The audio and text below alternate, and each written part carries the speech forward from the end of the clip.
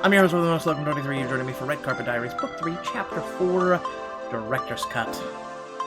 After striking out with the producers, you managed to convince Marianne d'Anex to hand over the rights for an Ninradel adaptation to you. You're dreaming of bands of rebels in the dark forest when you're startled awake by a noise on your phone, vibrating on the bedside table, and vibrating, and vibrating. Who's blowing me up this early? Good morning, Jessica. I'm so happy we're working together. Let's get this movie rolling, so to speak. I'm still new to your business, but the first step would be securing a director, yes? That's right. I think you know more about this business than you're letting on. Do you have anyone in mind? Not even thought about it. I have a couple candidates for director. How exciting. Who were you considering? A few people. I want to put out some feelers before we talk names. Trust me though, I have great contacts. I see. You'll let me know as soon as you do have some more concrete information. I would like to stay informed in big decisions. Definitely. Excellent. Talk soon. And that really wasn't blowing up her phone. Your eyes drift to the copy of Ninril on the nightstand. I'm starting to realize I didn't really plan for success here. I need to find a director now so Marianne trusts and I know what I'm doing. You dial the one person you know who will be able to help you to sort your director problem. Jessica, is everything alright? No one's been hurt, have they? What? Of course not. Why would you say that? For you to be out of bed at this hour, I assume something terrible must have happened. No, I'm not that bad. Oh, well. We went through more coffee on The Last Duchess than my previous 3 movies combined. And we spent enough nights together for me to learn not to wake you early if I value life and limb. Why are they not living together? Fine, I get it. I'm not an early bird. That should tell you how important this is for me to reach you, right? You make a fair point. What did you need me for? Well, your expertise mainly. Would you be able to meet me for breakfast in 20 minutes? My treat. Wonders never cease. Honestly, I'd say yes, just to prove to myself this conversation hasn't been some sort of a fever dream. Har, aren't you funny? See you soon. A few minutes later, you arrive at the restaurant. When you walk inside, Hunt's already waiting in a corner booth, 2 steaming cups of coffee in front of him. Thank God. I presume the positive reaction is for me, not for the caffeine. Caffeine, bro. Sorry. Oh dear Lord. Let's just say it's a little column A and a little column B. You settle in, and the 2 of you order food. Once the server is gone, Hunt leans across the table. See, what was so urgent that got you out of bed before dawn? You know Marianne said yes to me adapting Ninradel, right? Quite an impressive feat. Still, she wouldn't trust just anyone with responsibility. She might not trust me for long if I don't find her director. She texted me this morning if I don't want things to go to stall out before it even gets started, I need to find someone good and fast. What do you have in mind? Honestly, I have no idea. I spent so much time worrying about how to get that all-important first yes that I didn't have the chance to imagine the next steps. Hunt leans back, tenting his fingers and gazing at you thoughtfully. In situations like these, I find it's always best to go back to basics. What qualities are you prioritizing? Well, I want someone with creativity. This book is so unique and so different. Bringing it to a big screen will require someone with a vision. I agree, though you'll also want to be sure to attentive to budgets. Make sure you remember the difference between creativity and a lack of discipline. Good point. All the creativity in the world won't double our funding. I'm really hoping the next words out of your mouth are going to be, I know just the person.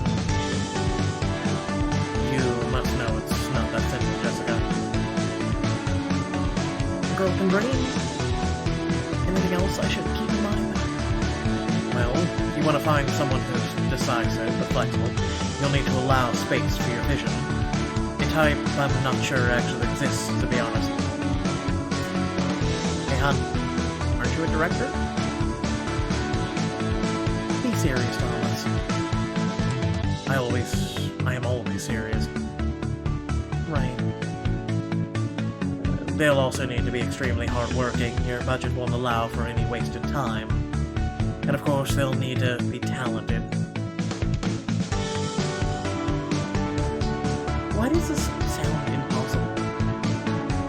Finding the right director for a project is the single most essential ingredient in ensuring a film's success. It's always difficult.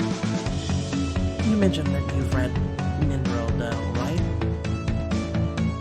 That's right. I'm wondering...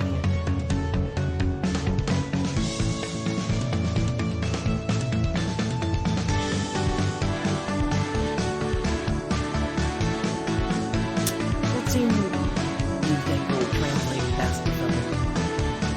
The strongest scene will be when William witnesses Ragnar's past.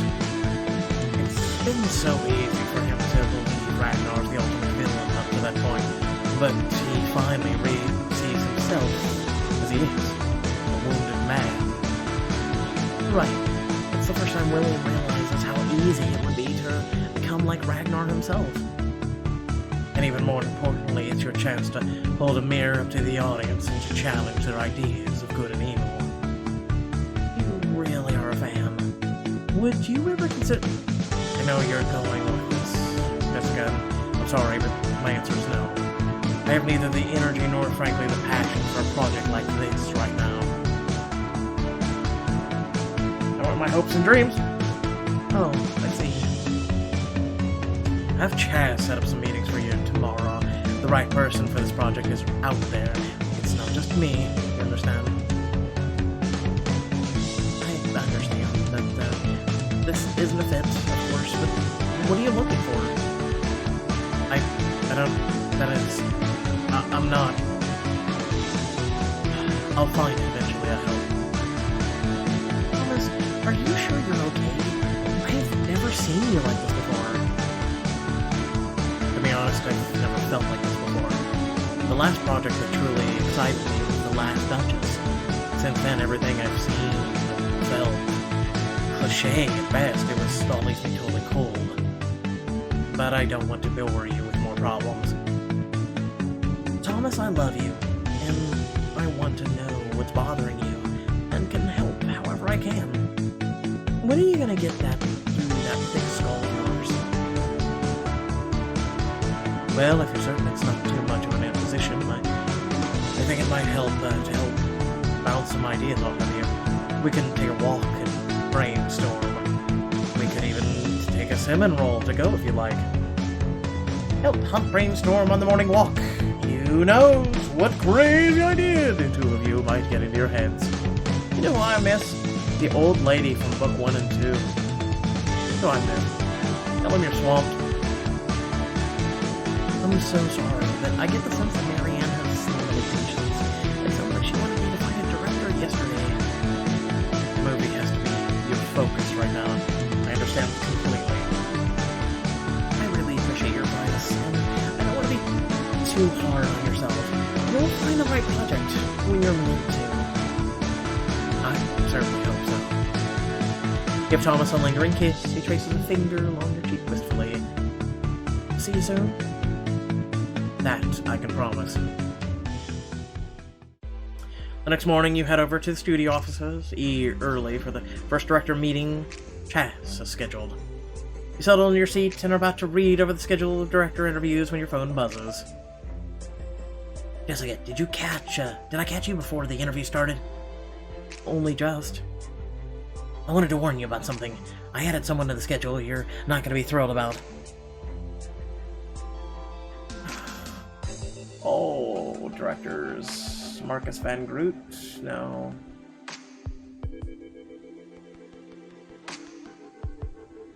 There are only 3 people I would be unhappy to see. You look at the first name on the list and almost spit out the coffee you're sipping. Tommy Phelps?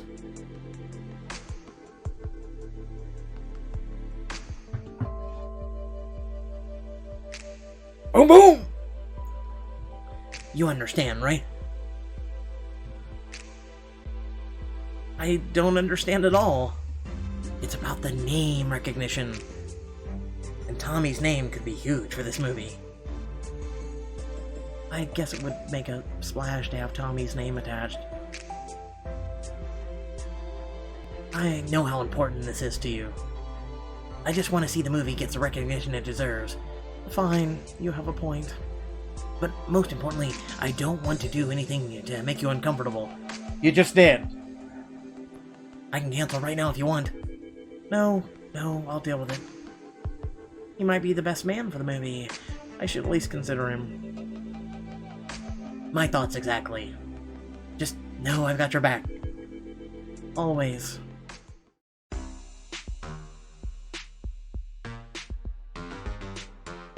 Just as the reality is sinking in, Tommy Phelps, blockbuster director of the disastrous Double Agent, among other CGI-heavy offerings, comes strutting in. Hey babe, long time no see. He gives you the double finger gun you remember so well. Politely. Tommy, it's great to see you again. Really, I mean... I definitely feel the same way. Totally. I just thought there might be some bad vibe between... What with everything that happened?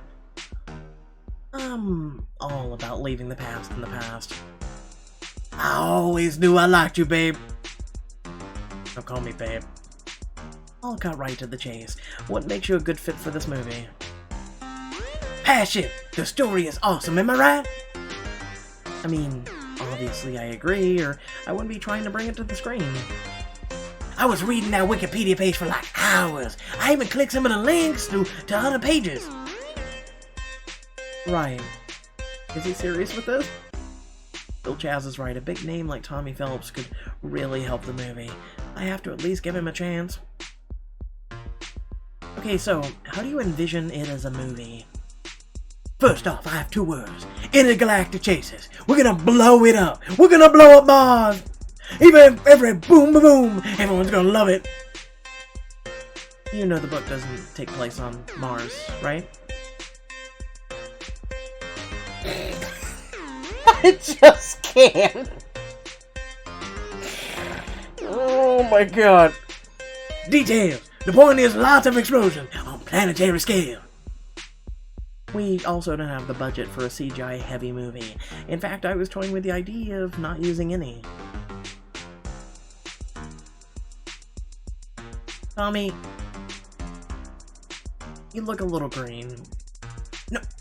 No, you really mean no CGI? But how? Why? Should we maybe come back to this discussion at a later date? Yeah, that'd be good. I gotta lie down. Your assistant escorts him, obviously shaky Tommy out. Clearly, he was not the right fit. A few minutes later, the next director walks in, or really, swaggers. He thrusts a hand at you, an oily grin on his face. Hey, sweetheart. Joshua Neely, director of The Secret in Ninradale. Nice to meet you. Unsure what else to do, you shake his hand briefly, and he sits, spreading his legs wide. I know it's surprising to see someone of my caliber slumming it with a fantasy crap, but you know what they say, yachts don't pay for themselves. He laughs, you stare. Now, let's talk payment. Mr. Neely, I'm not sure what impression you received, but this is a job interview. Mr. Neely, huh? Finally, an assistant who knows how to talk to people with respect. Assistant? Are you comfortable, Mr. Neely? Oh, kidding me.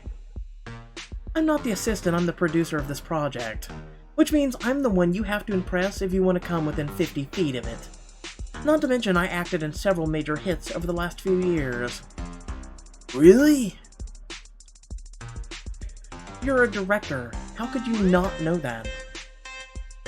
I try not to watch other people's films. Just clouds my vision. Anyway, I'm glad I talked to someone with decision power. Makes this all more straightforward. I have a pretty long list of demands we'll need to go over. This interview is over, and in case it wasn't clear, you do not have the job. No one understands artists anymore. No, I do. I just haven't met any today.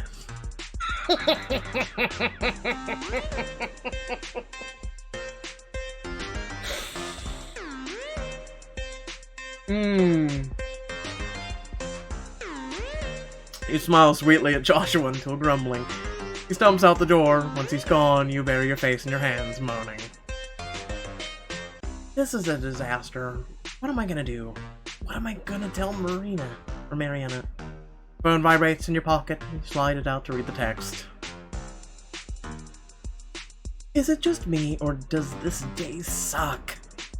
It's not just you. My director search is a catastrophe. Meet me for coffee? I need caffeine like I need air right now. Soulmate. Scraps that. More than air. I'm near you. Meet at the Coffee Bean on Melrose. Sounds amazing. I'll be there ASAP. It's not even 3 strikes and you're out. That's just... That was strike 1 and 3 the minute he walked in. You hurry over to meet Tisha, who already has your favorite drink ready to go. Have I ever told you that I love you? You're talking to your coffee, aren't you? I'm talking to both of you. So, I take it the director hunt isn't going great? Well, so far I pitched a 2-hour-long CGI explosion, and the privileges of paying for a spoiled misogynist yacht. Hollywood, never change. By which I mean definitely change, like yesterday. Asia takes a sip of her coffee, contemplating. I can't believe you don't have dozens of directors clamoring for this. The secret of Nindradell isn't some generic fantasy. It's a chance to leave a real mark. That's how I feel. It's such a complex story. I can't understand how I'm not fighting directors off. And before Tisha becomes a director. But Marianne's resisted developing it for so long. I think that a lot of directors aren't sure whether it's a good idea or not. Well, there's so much you can do with it. Just William and Ragnar. I mean, it's a primal story. 2 diametrically opposed men who are actually 2 sides of the same coin. All the bells and whistles are just icing. The heart of this is universal. You sound like you really thought about this. She privately thought about pitching you this, and then she's gonna be like, hey, can I be the director? I suppose I have. Since you first mentioned it, actually. I guess it's just the way my mind works. Don't make fun of me, but I may have started playing the how would I frame that scene game. Oh yeah. How would you handle the sage that we know nothing about? I think the most interesting thing there is how he can never really trust what he learns from her. I think we could reinforce that visually. The backgrounds could almost flicker when they're together, and the sage would always be shifting in and out of focus. Of course, because she's impossible to pin down. The viewer would be almost as disoriented as William is. That's brilliant. It's a shame you don't have time to take on a movie right now. I swear you need to clone yourself and do the rest of Hollywood a favor. Actually... Hold it! I think I could do this. No, I'm sure I could. No way. You're slammed. Well, yeah, I am right now, but once the show I have in development moves to rewrites, I'll free up a lot. What about the feature you were working on? Almost wrapped. All we have to do about that is edits, and really, how bad can that be? Okay, but are you sure? Will we ever get anything done? Are you sure? It's a really big project, and you're already double booked. Sometime we'll free up soon. Hell, I'll make time for this, or I'll call in the Sage to do it for me. I've loved Ninradell since I was a kid.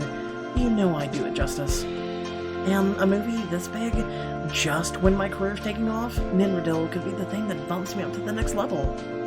I know this is an unofficial interview, but what do you say? Want to make this movie together? More than anything, let me tell Marianne the good news. Predictability is a thing I trust. Just finished chatting with Keisha Desai, and she's agreed to direct the movie. She directed me in Tender Nothings and has had a ton of successful projects since. I'm very familiar with Miss Desai's work. Loved her since her early short films. Her aesthetic is perfect for Ninradell. I'm thrilled with your choice. Well, what did she say? Well, only that she loves your work and is thrilled to have you on board. Yes! Oh my god, this is like a childhood dream come true. We get to bring Ninradell to life. Okay, this deserves a celebration. Are you sure you have time for that? I know my day just opened up, but... No, this is perfect. It's actually a multitask. There's this amazing new bakery right down the street. Guess what they're best known for? Bakery. Stuff. I'm gonna go with baked goods. Not just any baked goods, wedding cakes. I forgot we were getting married. Shit. What kind of friend would I be if I didn't make time for at least a couple of your wedding planning trips? Besides, we'd both get cake. So, are you ready to try all the variations of chocolate frosting with me? Lost 11 pounds, leave me alone. Customize your wedding cake in style and flavor and get some of the alone time with Tisha in this exclusive scene. I'm gonna need to take a rain check. I'd love to, but I don't want to lose momentum on the movie stuff right now. And I've made the biggest decision. Totally fair. I suppose I could clear a bit off my plate, you know, before I'm directing your amazing movie. This is just a delay of celebration, though, not a cancellation. Well, that's what after hours on set is for, right? Definitely. Later that day, you head back to your home, exhausted but still giddy from the excitement of the day. Finally, I have some time to relax. Aw, and my favorite buddy to relax with? Who can ask for any more? We'll be watching Amazon Prime and watching Star Trek DS9. You've just settled in to the couch with a cup of tea when a text comes in from Chaz. Did you sell these? It's fine if you did, but next time give me a heads up. I'll help get the story more coverage. I don't know what you're talking about. You frown, confused. Chaz sends you a link and you click it. It takes you to a story on Chick Magazine's website.